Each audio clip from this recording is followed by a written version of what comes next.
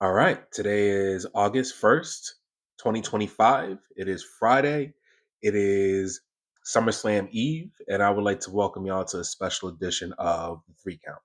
So instead of the wrestling stories that I find interesting that I chose online, I like to make it a little free form because today is the predictions.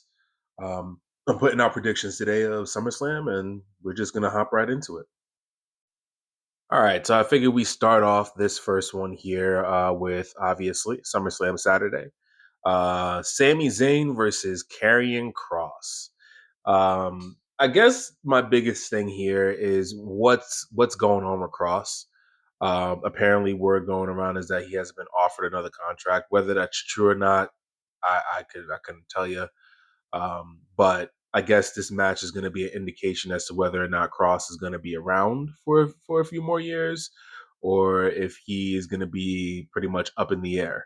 And even if he wins, right? Like realistically, even if he wins, um, he's not safe. He's not like a Seth or a Braun Breaker at this point. Because Braun Breaker's getting to that point. So or a Roman, people like that, like the upper echelon. So for me, I want Cross to win. I think Cross should get a win here. But I definitely my heart wants Cross. My mind is telling me Sammy's going to get the win. So I'm just going to go with Sammy for the win here. All right, so the next match we have here is the women tag team match. Roxanne Perez and Raquel Rodriguez are defending their championships against Charlotte Flair and Alexa Bliss. I'm loving what Bliss and Flair have going on right now. I think they're just getting started. Um, I can see them walking out of there, on Saturday with the championships. I kind of don't want Raquel or Perez to lose the championships just yet. I feel like they kind of, after Liv got injured, they're kind of just getting their footing together as a tag team, even though like Roxanne stepped in to replace Liv. So ultimately, it is what it is. I would say if I had to make a choice, I'm thinking Bliss and Flair walk out of there with the championships. And then we got this bullshit. I am not looking forward to this match. I definitely think this is. I don't know. I don't want to see this match at all. But we have Randy Orton and Jelly Roll teaming up to go against Drew McIntyre and Logan Paul. I feel like Randy and Drew had so much more going for them instead of this nonsense that they have them in. I don't like Logan Paul. He's talented, yes, he is, but I don't. No, I'm not a Logan Paul guy. He's an idiot. And then Jelly Roll. Jelly Roll is like I had said in my previous video when I was talking about Mello. He's just a victim of the circumstance at this point. It's not like I hate Jelly Roll. I don't know anything about him. I know that he was committed, more so than Travis Scott was to get in that ring and train and do what he needed to do. And he lost a lot of weight. So kudos to him for being committed and showing the discipline to see this through. So we'll see. We'll see how he performs. It'll be entertaining if he does really well. He could be another Bad Bunny. Honestly, for me, I don't give a fuck either way. Um, if I had to choose a winner here, I think it's obviously going to be Randy Orton and Jelly Roll. But no, I'm good on this match. And then we get to this match here. One of my most disappointing builds, disappointing matches um, of SummerSlam, right? Of the whole SummerSlam. And obviously, we have Tiffany Stratton defending her women's championship against Jade Cargill. Listen, there's nothing going on for this match right now, and Jade is. Listen, Jade in AEW was fire, right? She was fire, but a lot of what she did was go in there and squash bitches, and that's all it was. She would squash a bitch, and then go about her day. A lot of her shit was about like character and the charisma that she has. This for me is going to be like her big test to see if she can handle herself one on one in the ring. That's it. Like, yeah, she was at Mania with Naomi, but I didn't think that match was any good, if I'm being honest. And I don't really have high hopes for this one, but I am rooting for Jade. I think Jade walks out with the women's championship. And it sucks because Tiffany really, she's super talented, really great. I think that she should have gotten more when it came to the women's championship run that she had. But it's not going to be her last one. She'll have some more.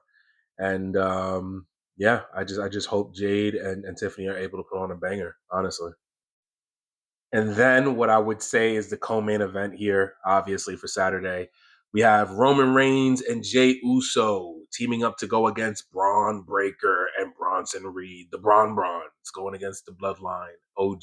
And I think in this match here, if Braun Breaker didn't beat Roman Reigns' ass and do his whole promo, uh, on Raw this past Monday, if he didn't do all that shit, I would tell you right now, I would say Braun Breaker and Bronson Reed are walking out with the W here. They might still walk out with the W, but realistically, it's gonna be Roman and Jay. It's gonna be Roman and Jay. This motherfucker Bronson Reed took Roman Reigns' sneakers off his feet. That is some gangster, disrespectful violation shit. So I definitely don't see Roman losing on Sunday. Especially after something like that. So that's kind of crazy.